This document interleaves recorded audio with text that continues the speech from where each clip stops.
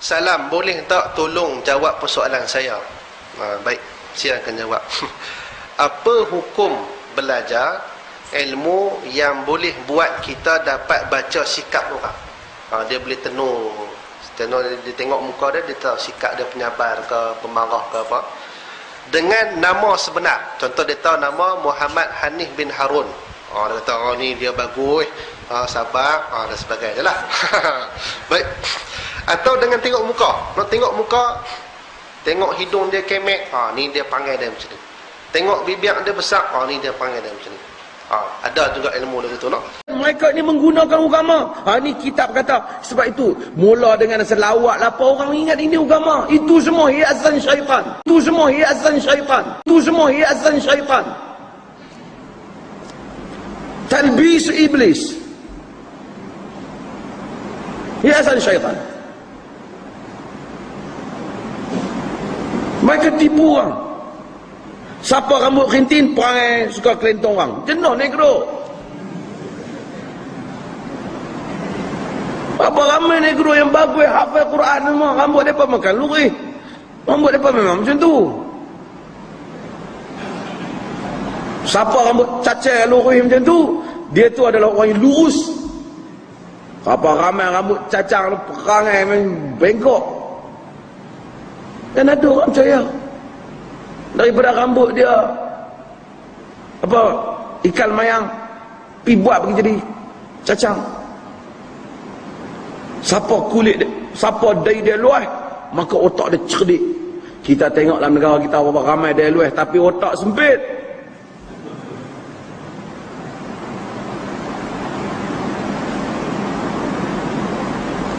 Benda macam ni ada orang pergi masuk dan percaya. Tuan-tuan, inna Allah la yughayyiru biqaumin hatta yughayyiru ma bi anfusihim.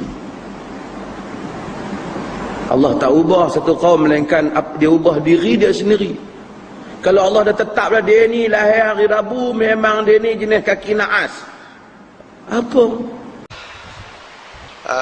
Jadi apa hukum dia lah? Kalau hukumnya harus, macam mana situasi aib yang dilihat? Situasi yang dilihat, apa tanggungjawab si penuntut ilmu seperti ini? Terima kasih. Baik, ilmu ni boleh belajar tak? Hukum dia harus.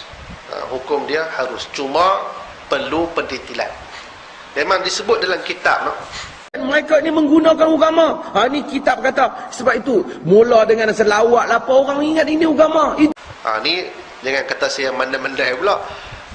Kitab Al-Bujairimi, syarah matan Abi Suja'. Banyak syarah matan Abi Suja' ni. Di antaranya syarah Al-Bujairimi. Kitab dia kala merah, ada 5 jilid. Dalam hadis Rasulullah SAW, unzur ilaiha. Nabi SAW ni ada asas dia. Nabi SAW tanya kepada sahabat, hang nak nikah ke? Nak nikah. Dengan siapa? Dengan wanita sekian-sekian. Kata, hang pernah tengok tak perempuan tu? Sahabat kata, tak pernah tengok lagi. Rasulullah kata, unzur ilaiha. Pi tengok dia dulu. Pi tengok. Apa yang boleh tengok? Tengok muka dan tangan, tapak tangan. Itu kawasan yang boleh. Hadis itu bila cerita, ini yang ulama ambil. Ulama ambil, bila tengok wajah, tengok mata dia macam mana, tengok muka dia macam mana, cerah ke, kelam ke, dan sebagainya, maka kita boleh tengok perwatakan dia sebenarnya macam mana. Maka ilmu. Ini berlaku perbezaan di kalangan fuqaha. Majoriti fuqaha menyatakan muka dengan tapak tangan saja. Sebahagiannya meluaskan sedikit, menyatakan pada anggota-anggota yang penting untuk dilihat. Kerana ada riwayat misalnya Umar dia kais sedikit kain wanita yang dia nak kahwin tu supaya dia nak tengok tentang gemuk dia, kurus dia, kan. Tapi dalam mazhab Ibn Hazmin dia luaskan, dia kata kat mana sajalah hak kita rasa kita perlu tengok. Namun dia mempunyai implikasi tentang wanita tu. Jika kita tengok dia kemudian tak jadi kahwin, maka aurat dia terdedah dan seumpamanya. Maka perkara yang selamat dalam hal ini ialah kita melihat kepada tempat yang boleh kita lihat, iaitu muka dan tapak tangan. Jika satu jadi, artinya kalau bakahan nak kahwin, kita cuba nak tengok tapak tangan sikit, dia kena tunjuk tapak tangan supaya dia tahu ini kurih betul ke, kurih ikan ke, kurih gemuk sungguh ke. Dengan dia tengok tapak tangan, dia boleh mengetahui banyak perkara. Mungkin jika diluaskan dalam mazhab Abu Hanifah, mungkin dia boleh melihat kepada tapak kaki juga. Tapak kaki juga. Maka dalam syarah hadis tersebut, dia sebutkan detail. Musannif atau pengarang kitab tu, dia kata kalau mata dia panjang sekian-sekian, apa maksudnya? Kalau mata dia sepet, macam mana? Mata dia bulat, hidung dia kemek, hidung dia mancung, mulut dia besar, mulut dia kecil, mulut dia merah, mulut dia hitam, dagu dia panjang, dagu dia pendek, dahi dia luas, dahi dia kecil. Semua ada sifat-sifat dia. Allah menzalimi hamba-hamba dia. Tak. Kita boleh ramal sesuatu yang ada asas-asas yang diiktiraf oleh akal yang waras. Kita tengok hangat, kita rasa panas, kita rasa mungkin orang tua dulu dia kata barangkali hujan nak turun. Asasnya ada. Kerana haba daripada tanah tak boleh naik disebabkan daripada kerana ia tersekat dengan lindungan awan, maka dia tersekat antara dua, dia rasa panas. Munasabahnya ada. Kita tengok budak muka ni, kita ni nak demam ni, dua esok dia demam. Munasabah yang ada kerana kita berdasar pengalaman darah dan seumpamanya, kita terima yang tu. Kita tengok orang main bola, kita kata ni nak kalah ni, tengok sepak asyik tak kena ya, ni kalah, kita kata dia apa? Asasnya ada. Ni tiba-tiba kita letakkan satu benda yang tak ada asas. Tengok dari macam ni, hang ni sebenarnya macam ni, oh kacau.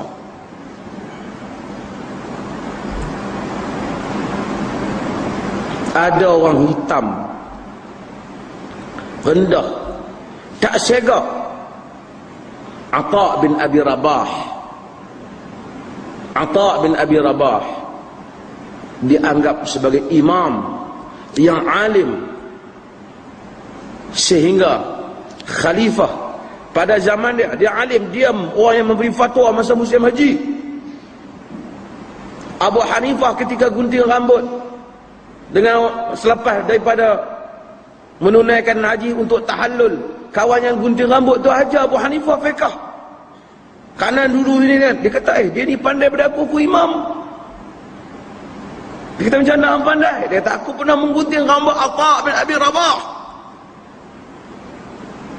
Khalifah datang kepada Ata' bin Abi Rabah. Dia Ata' sambut khalifah, orang sedang beratur di hadapan Ata'.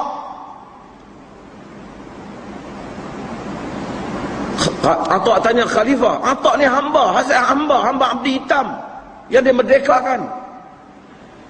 Ata' tanya khalifah, wahai Amirul Mukminin, kau datang kena urusan negara ke kau nak tanya hukum tentang haji? Dia kata aku kena nak tanya hukum tentang haji.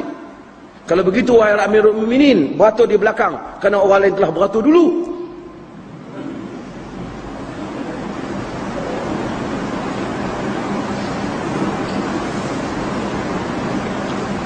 Maka khalifah kumpulkan semua kaum keluarga Bani Umayyah. Kata dia, sesungguhnya aku tidak pernah dimalukan, melainkan aku dimalukan hari ini kerana Ata' ada ilmu dan aku tidak ada ilmu. Kau kata rambut bercelak, mata bercelak, ikal mayang baru nak cerdik, jangan. Dan ada orang percaya benda-benda macam ni. Ini adalah percayaan yang salah. Sebab apa masyarakat percaya? Sebab ini sosio background sesuatu masyarakat. Dia akan menyebab pasal apa? Masyarakat kita masyarakat yang dalam keadaan stres. Yang tu masalah finance kita ditekan.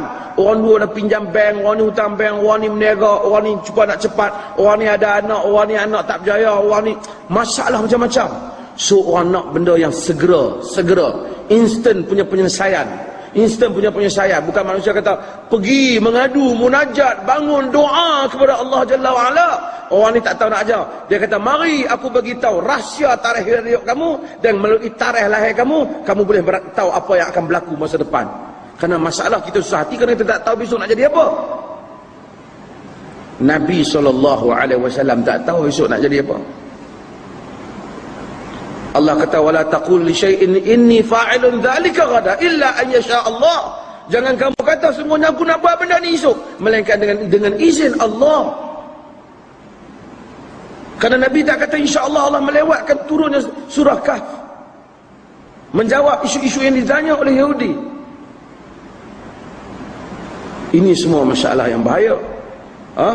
Saya tahu sebahagian mereka cuba lapik dalam cakap mereka, tapi jangan sampai orang dia dalam istilah baru mereka buat bagi istilah-istilah moden ini untuk menjadikan orang rasa dia bergantung. Tak apa, aku ni nak buat macam mana, aku kena buat macam ni lah, pasal aku lahir pada sekian. Ni saya dah kaji je lah.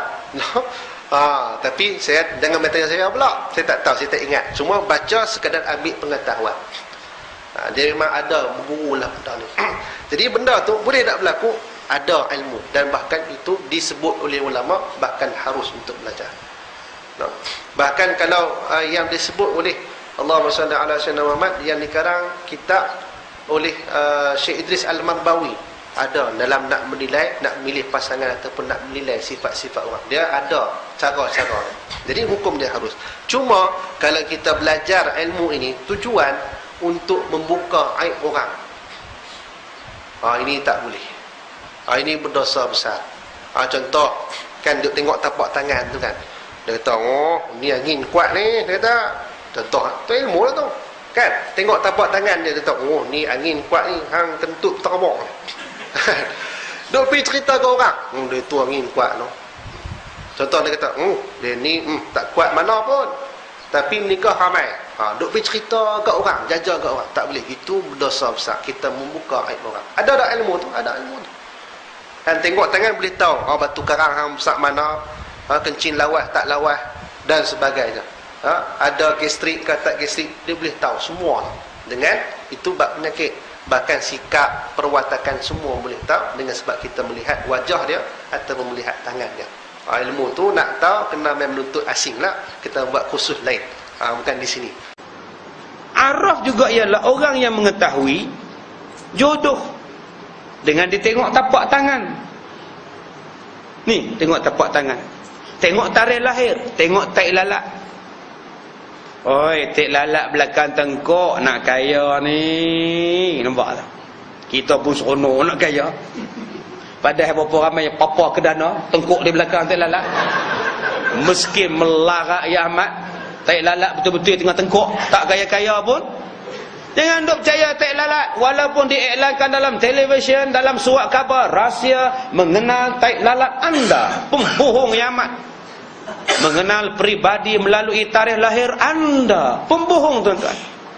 Tak ada api unsur tanah air, kita semua tanah. Apa yang ada kepada api? Tuan-tuan mengaku pada api? Saya tak mengaku. Kamu lahir tengah hari ke malam, siang, pagi? Tengah hari pukul 12. Api. Api kan setan. Mana ada api? Manusia tanah semua. Mana ada tuan-tuan percaya? Oh, kamu sifat api, kamu sifat angin, kamu sifat air, kamu sifat tanah. Mana ada? Tuan, tolong tengok tuan, anak saya nak kahwin. Yang datang minangnya budak ni, boleh tolong tengok? Tengok muka mata ni, ayak ni, mata ayak ni. Ayak. Anak hang pun ayak. Ayak campur dengan ayak, banjir. Terus bagi menikah payah. Esok payah duk teriak saja ni, banjir ni alamat duk teriak menangis saja. Esok dua-dua menangis, laki teriak, bini teriak, tu sah. Mari orang lain pula, anak ayak, kira air lah, ayak lah, anak hang perempuan tu ayak, memang sejuk lah, orang sejuk. Ni mai ni pun tak apa cantik ni, mai tanah ni. Dia ayak ni kena dengan api baru padan.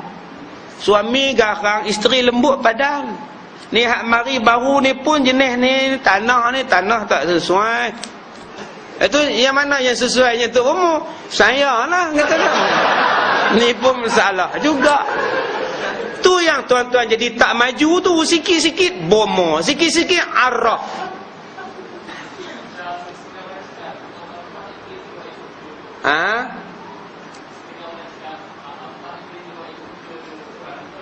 Mak bapak apa? Tengok air muka orang, tak payahlah.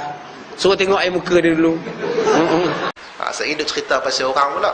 Jadi kalau ilmu tu harus untuk belajar, cuma kalau bertujuan belajar untuk membuka aib orang, maka itu adalah haram sama sekali. Bahkan kalau kita belajar pun, belajar untuk menunjuk ke orang. Contoh kita belajar hadis 40 ni, tapi kita main belajar nak tunjuk kata kita ni hebat, tak boleh, tak terpakai langsung ilmu kita. Walaupun ilmu tu asalnya bermanfaat, maka kembali kepada tujuan.